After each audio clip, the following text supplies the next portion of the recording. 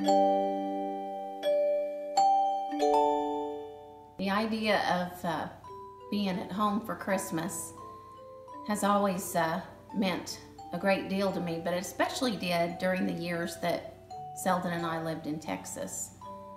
For 18 years, we made the trip from Texas to Missouri for the holidays, sometimes right on Christmas and sometimes at the New Year's. But it always meant so much to be able to spend time with family and friends, and my mom always made such a big deal about Christmas with the decorations and the gifts and getting all of us together for a big hearty country breakfast, and the pictures that she would put on the wall that had family memories that we would just spend hours looking at.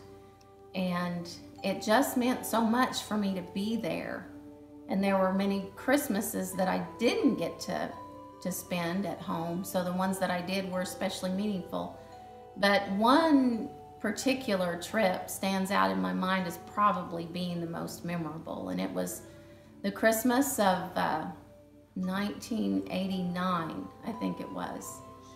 And I don't know if you remember or not, but the Christmas of 1989 and the days that surrounded the holiday went down in history as some of Missouri's coldest days. And Selden and I decided we'd make the trip up to Mom and Dad's here in Joplin to spend the holidays. And what we didn't tell our parents was that the heater in our old red Pontiac Phoenix was not working very well. And that wasn't such a big deal in Texas, but when it started getting below zero, it became a very big deal. And we traveled through the night, which seemed like probably one of the longest nights of our lives. Somewhere around Dallas, I remember getting Bethany out of her car seat. She was a year old, and I just kept her warm next to me because it was so cold in the car. And at one point, I think it was somewhere near Veneta, we even questioned whether or not we were going to get to Joplin. But we just kept going and pushing and just, you know, counting every minute until we got there.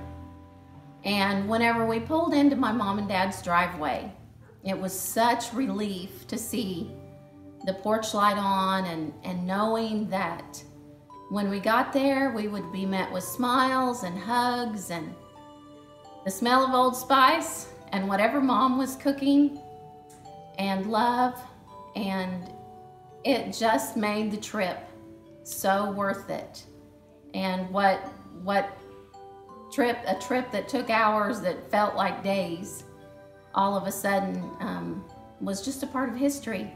And we were finally home. And I was so grateful to be home for Christmas. One of my favorite radio commercials is the one where Tom Bodett says, "This is Tom Bodett for Motel 6 and we'll leave the light on for you." Well, Tom Bodett and Motel 6 don't even hold a candle to my mom when it comes to leaving the light on for you.